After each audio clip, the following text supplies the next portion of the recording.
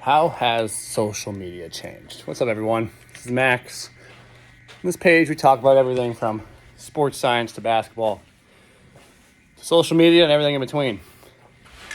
Currently doing some box squats, by the way. I've been on social media for a while. I just want to share a little bit about how it's changed so much over the time and use this opportunity in between my sets to talk a little bit about it.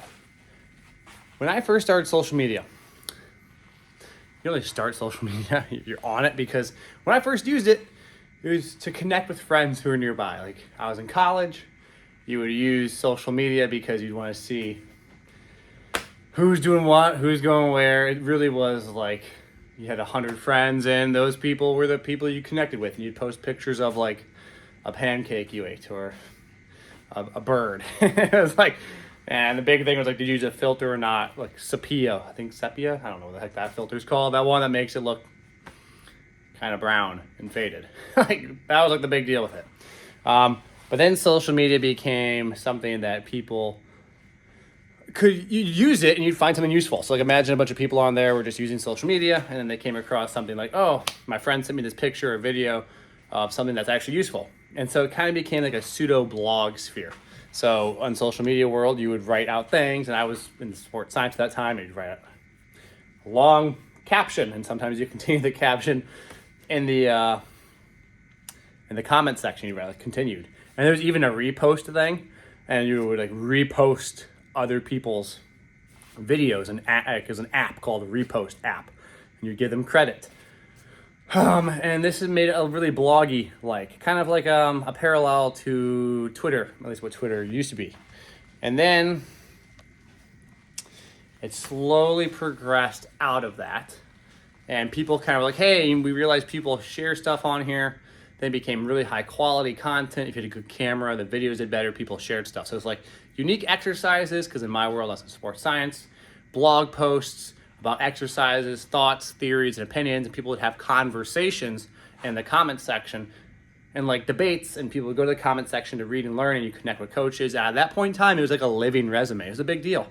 If you had a big social media page, people would use it as a means to like, hey, you want to come consult somewhere? We read your stuff on social media, because it was like a blog. It was a means of publishing like articles and stuff like that. In a way, a blog or website would work. Then it kind of migrated a little bit out of that, because people realized that you could just say things and you could capture attention just by claiming wild things. And you could say, this is the best exercise, or that's the best exercise. So there's a period of time transitioning out of that blog sphere space into the space of, let me provide the best 3 exercises or the 5 best exercises. In that time, a parallel happened with cooking. You'd be like, these 4 are the best ways to bake a cookie or something. Like the recipe and ingredient era. And so people would post a picture and maybe some videos associated with a picture of them cooking a recipe or whatever. It was like infographic era, easy digestible information. So from big information to smaller information. And then that kind of lasted and slowly faded towards the end, when TikTok came in and really accelerated the process of audience capture. So TikTok came in and they made an algorithm that allowed anybody to go viral at any point in time based on whatever. It was kind of like roulette of virality.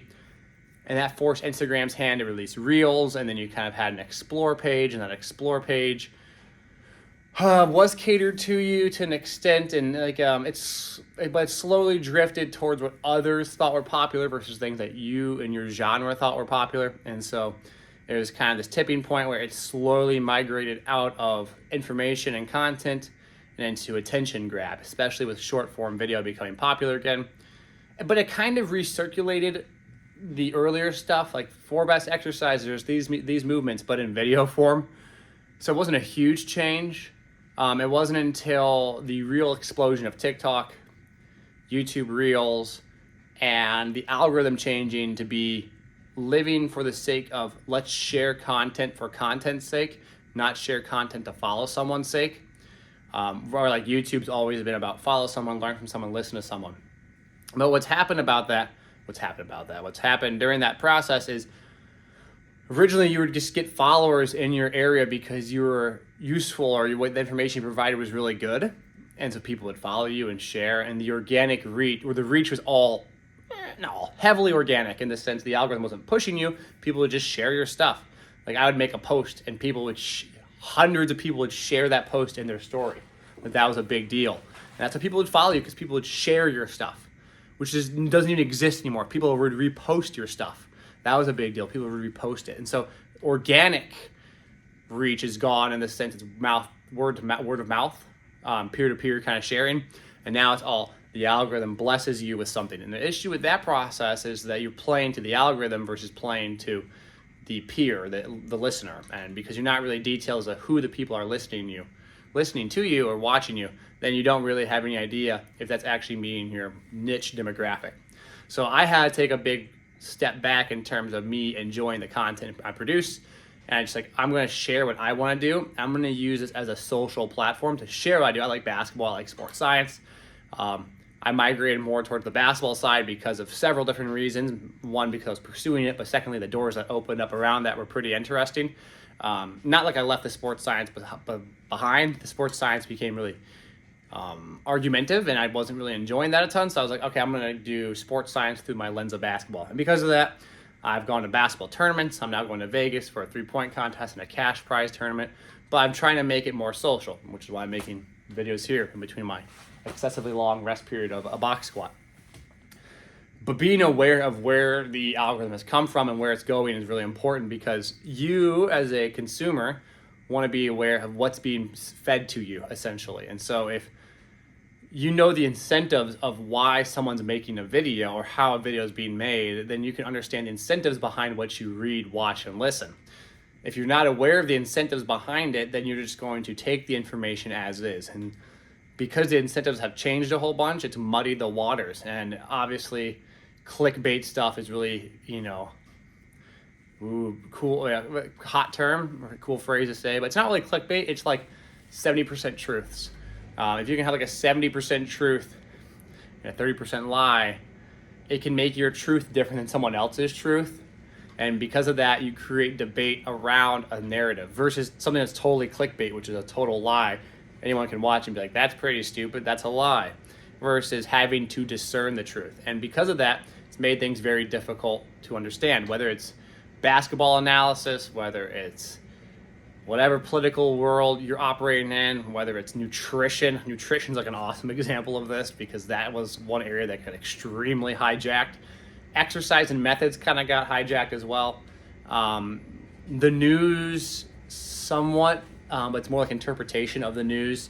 What I mean by that is like an event is going to happen, but so you can't really lie about the event, but you can then have a narrative or an opinion based centered around that event that occurs, and you could have one way or the other way. And because of that, there's a truth in it, and then there is an opinion in it. And with a little bit of truth, I shouldn't call it a lie.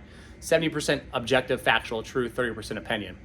It creates really tricky waters to navigate. So when